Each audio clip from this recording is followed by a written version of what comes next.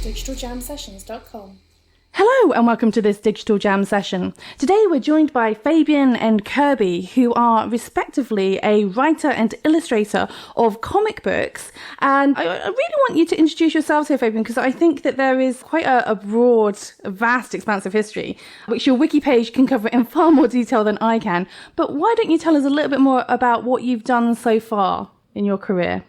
Once again, I am Fabian Niscesa. I have been a writer in the comic book industry for 30 years, worked for Marvel, DC, Dark Horse, and just about everyone else. I have written over 1,000 comics that have sold over 100 million copies, and I am probably now known mostly as being the co-creator of Deadpool. Beyond comic writing, I've also done animation work, video game work, and the majority of my work now is intellectual property management for Hollywood studios and video game companies and toy companies and actual governments and countries and things like that in an interest. So that's what I do mostly now. Wonderful. Thank you. And Kirby, why don't you explain a little bit more to us about what you do? So I am an illustrator. I'm out of the Metro Detroit area. I specialize in science fiction, fantasy, comics, book covers, also illustrated young reader books, working for companies like Marvel and Dark Horse. I'm pretty fresh to the industry, but I'm on fire and I'm loving it. Wonderful. Well, thank you both for joining us today. And what I wanted to talk about was this shift in attitude culturally to comics and also superheroes, because I think if we look at 10 years ago, or perhaps even slightly more than that, depending on how old you are, the attitude to a comic book or the attitude to a superhero was somewhat niche and a bit of, dare I say the word, geeky, in terms of the way that people perceived the people who would read comics or had passion for comics. And over the last decade or so, we've seen a very significant shift in the attitude towards the way that people perceive not just the people who read these comics and who love these characters, but also the characters themselves and their importance in culture. And I suppose Marvel and people like Deadpool might be to blame for some of that.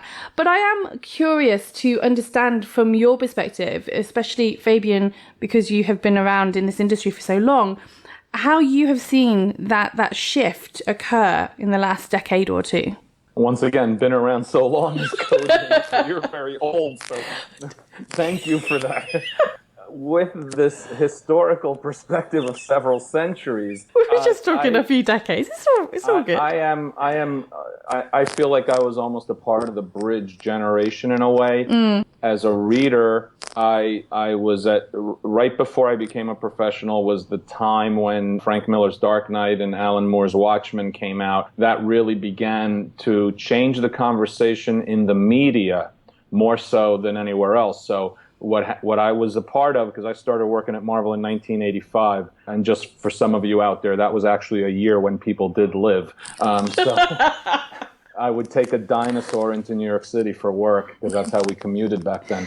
So I was a part of that bridge that watched the media start to change their coverage in their articles from headlines that said, "Bam, pow, sock, comics aren't just for kids anymore," into actual stories that explored the stories themselves, our newspaper articles or magazine articles that explored the stories themselves and the creative people involved in it. That bridged and flowed into the image expansion, which got a lot of attention and notoriety because it was a stick it to the man kind of a circumstance, with a lot of young, very talented, very successful artists choosing to leave their top-selling books in order to form their own thing. That was the early 90s. That got a lot of attention too. The ultimate bridge, though, the ultimate change is simply a combination of two things: bookstore penetration and the expansion of manga, which brought a lot more women into comics than there used to be, and combined with the movies starting to come out based on all these characters on a much more consistent basis that turned it into a global comfort zone. So the Marvel movies, especially, whether they be by Fox or whether they be by Marvel Studios, the Marvel movies are comfort food. And people like comfort food. So it became a much easier established sort of a touchstone because so many more people go see the movies than buy the actual comics themselves. So to me, it was a real combination in the last 10 years of an increase in female readership at significant levels, combined with the movie penetration, much more so than anything the companies have done specifically in regarding to their publishing or even regarding the outlets of sales that they employ. Okay. So, Kobe, I'm curious from your perspective then, as you entered into the comic book industry, bearing in mind that you said that it's quite recent for you, what was your perception of the comic book industry before you entered into it? Did you feel that it was that kind of niche group of the geeks in their little room kind of scribbling away frantically, or was it this idea that it was an open industry that anybody could kind of, step up to and join? You know what?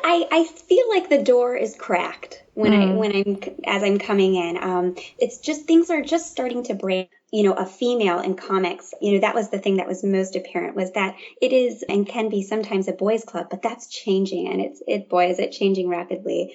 But I think audiences are interested in deeper characters. They are craving diversity, more sophisticated stories. And from different kinds of voices as well, not just the characters that are in the comics, but from who's writing them as well and who's creating them. Okay, so this leads me then to, I suppose, the logical question of the new project that you're both working on, which is The Unbeatables, and we'll supply a link in the podcast notes. It's very interesting because it's talking about a personal issue. It's talking about IBD, which is something I understand, Kobe, you actually do have in your life. It is an impact in your life. Is that correct? Yes, I have Crohn's disease. So when you're working with something that's so personal to you and you're creating this new set of characters, this new universe, this new comic book property, and it's coming from a very personal place, I'm curious to understand the impact that has for you as somebody who suffers or has this in your life rather than suffers. How that impacts your life when you are creating artwork and you're creating something that will have cultural impact and is very much opening the door to something that is an everyday part of your life, but isn't necessarily something that everybody is necessarily aware of. Sure. I've always believed in all the art that I've created. When an artist or a writer is deeply invested in the work that they're doing, and if they're connected to it on a deeper level, then other people are going to connect to it too. And I think by also having this diversity, that it added a bit of authenticity, I think, to the cover, I hope, and that, I did take this extra care in painting these characters. Okay.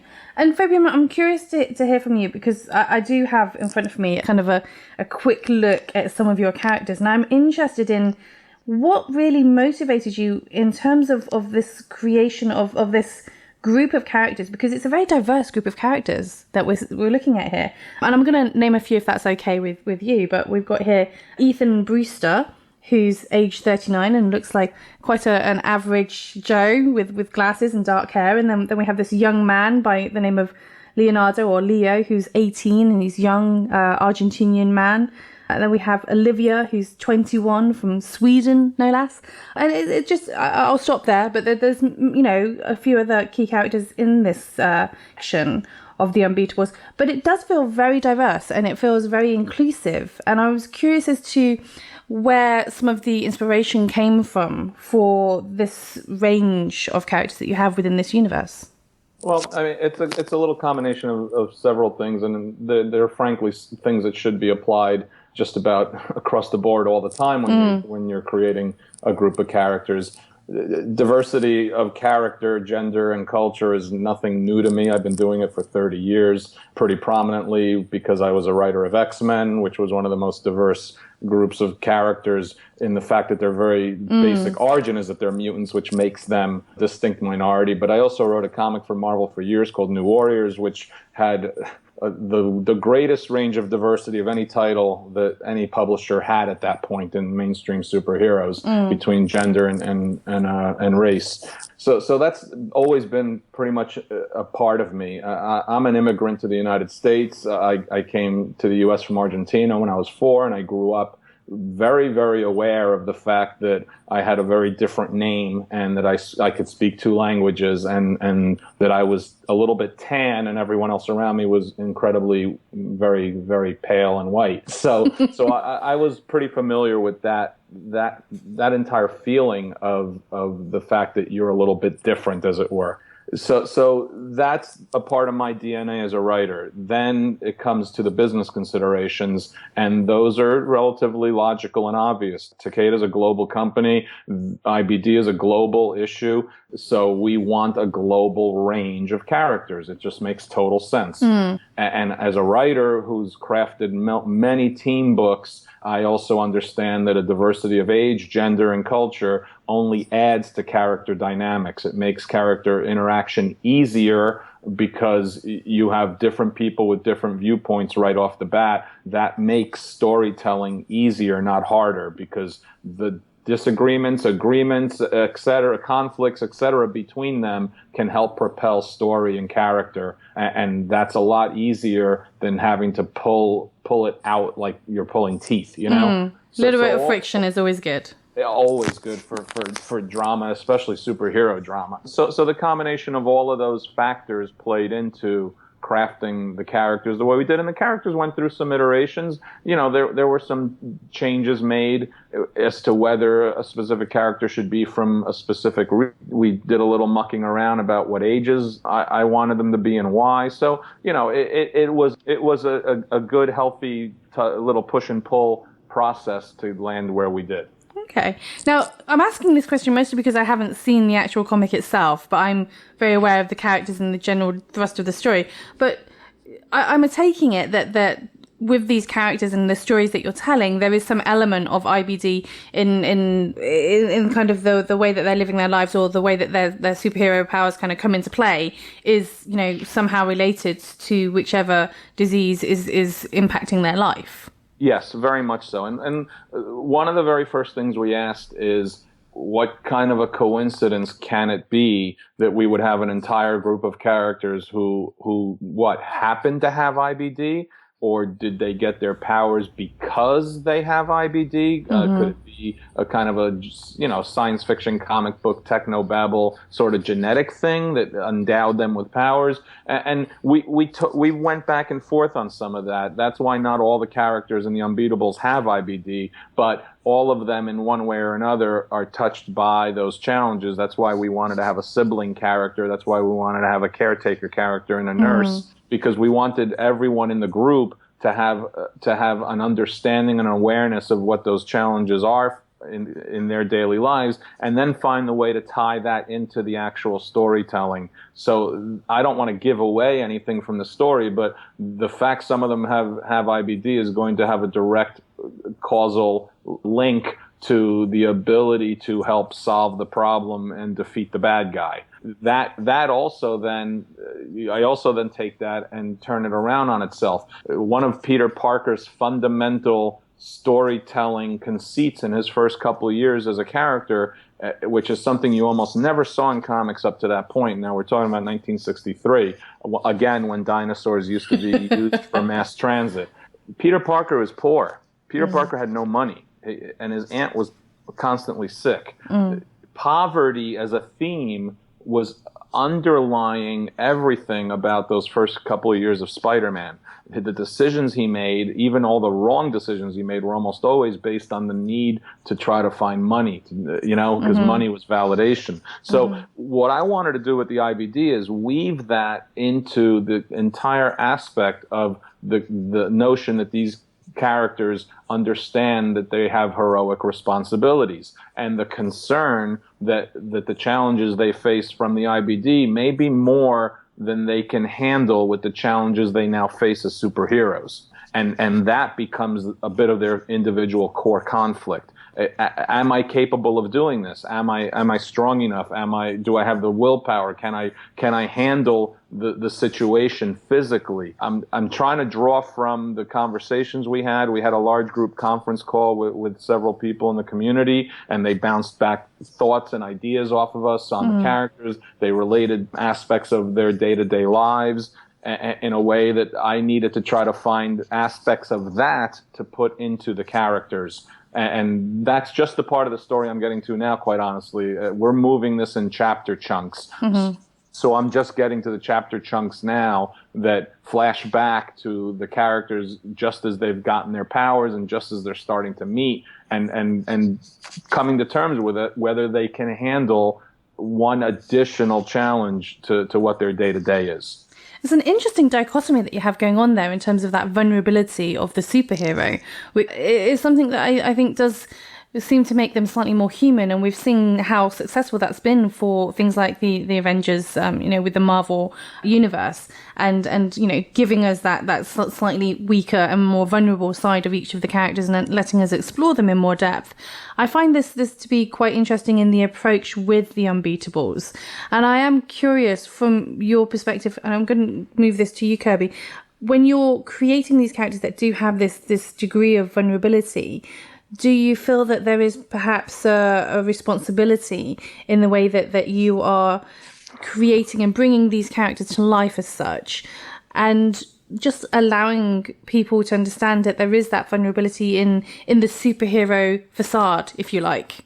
Yes, I mean, that's the whole idea of a mask, right? Is that, we're hidden behind, our vulnerabilities are hidden behind this mask. And I do think it's very important to create these characters as well-rounded, because that's what simply makes them interesting, right? So when you are looking at what the kind of impact and the influences of this type of property, do you feel that that's creating such a, I don't want to say obvious, but very clear issue that all of your superheroes have in common as such, or that commonality of the theme? Do you feel that it is a message that young people, when they're reading these comics, when they're looking at these characters, will feel that there is some commonality with them? Do you think they're going to see a reflection of themselves in that? Or do you feel that it's going to be one of those things where they're looking at a group from the outside looking in, and they're kind of looking at it and kind of saying, oh, so that's what it's like when you have IBD in your life? And I open that to either of you. I'll start just by saying that the goal is the goal when you are tasked to create something that has a specific story-related agenda, and I use the word agenda in a positive way, not in any kind of an insidious negative way. The goal is to provide contact and strength to the community that currently exists, and hope that increases the community of IBD people who are able to use this as a touchstone and provides them goals and positive reward and positive feedback. The danger is always that you do it in a didactic or an overwrought manner. Yes. That's the balance when you're also dealing with a superhero genre that by its very nature is usually overwrought and overdramatic. Yes. So that ultimately becomes a standard of craft. And I usually don't know I suck until after I do something, not while I'm doing it. Usually either I come to realize I suck afterwards, or I'm told by others that I suck afterwards. So I won't know whether I suck at this or not until it's finished. But the goal is I don't like hitting people over the head with a baseball bat. In my career, I've tried very hard to only hit them over the head with a wiffle ball bat, which is made out of plastic, for those of you who don't know, as opposed to wood. And that means that you try to seed aspects of what the daily lives of people who have IBD are like, but it's all told within the context of a hyper-realized story situation. The goal is to get that kernel, that nugget, just like I was saying about Peter Parker and poverty. It wasn't an overplayed thing, but if you were a kid growing up in the middle class or lower middle class, you had an initial innate understanding of the fears and conflicts of this hero that you were looking up to already, who had feet of clay. And that's the goal also with this. I want people in and out of the community to be able to read it and see a reflection of their own lives in it, whether they have IBD or not, and come away thinking that there is a positive possibility for all of us and a positive outcome for all of us. The fact that a company as large as Marvel is doing this, I think will be able to reach so many people really supports that. And I think people will be surprised how relatable, because we all have our hurdles that we're, challenged with, and whether they're, visible or not, but we all have them. And I think it will surprise people. Okay. I very much, I love the idea that disease doesn't mean weakness in this universe that you're creating, in these characters that you're creating. And that's very interesting. But yeah, it's interesting that you say that, because I find that, I've lived with Crohn's for more than half my life, and it has it really has shaped who I am. And I think it's made me incredibly resilient, which is a essential characteristic to have when you're working in the arts. Indeed.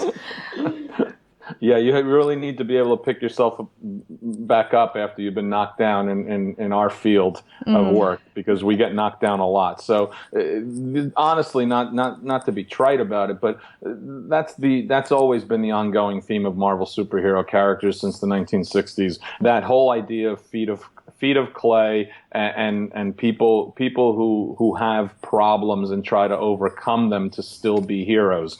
And that's basically the goal of any superhero comic that has a Marvel logo on it. Should be that. It does play very, very smoothly and very smartly into the themes of IBD and the people who have it, because the heroes do get knocked down in the story, and they do have to confront their own fears and their own insecurities, their thoughts that they're not going to be able to be good enough, et cetera, all played out within that, once again, hyper dramatic, highly stylized superhero battle thing. Battle thing. It's always a requirement. Superheroes always have to be battling. Look, if you got a team of heroes and you got a bad guy, you damn well better have them smack each other around a little bit, or else it's not a superhero comic I'd be interested in reading if I was, 15 or 16 years old. But what do I know?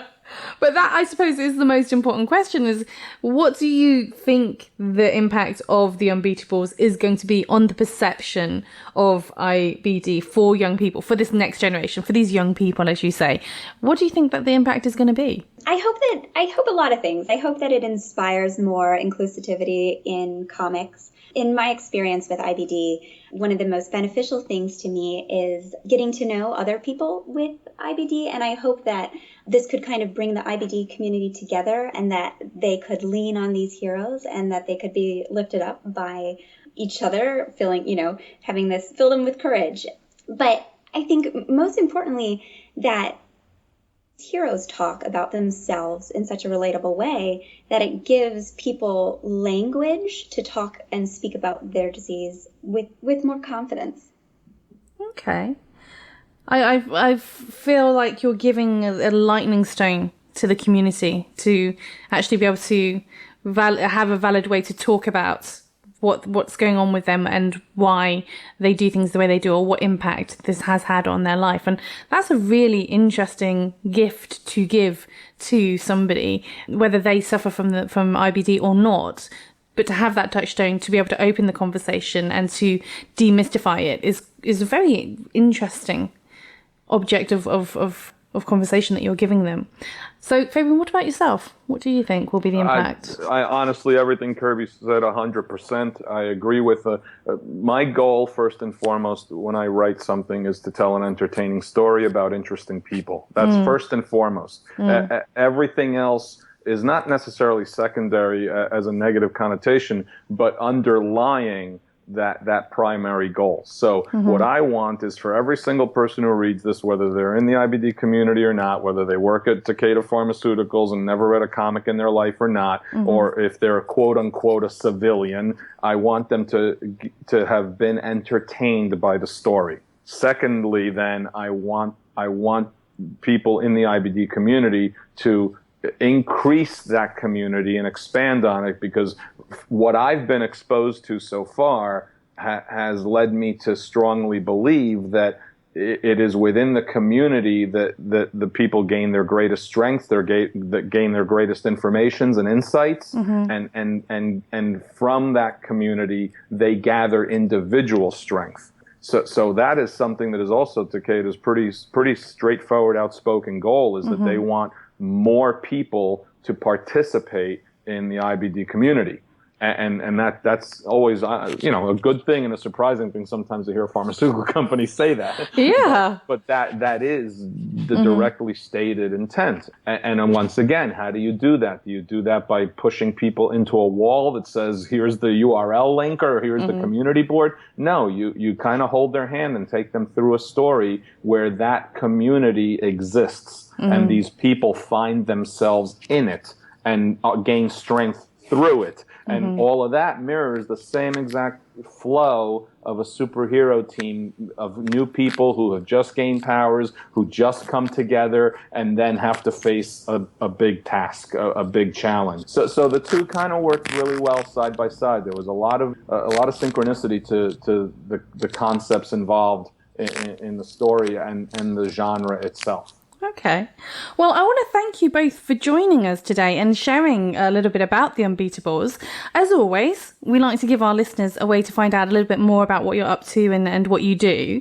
And we ask you to do that by sharing with us your social media handle of choice. So if we start with you, Kirby, what would that be? That's just the @ Kirby, KIRBI, Fagan, FAGAN, Kirby Fagan. That's for Twitter and Instagram.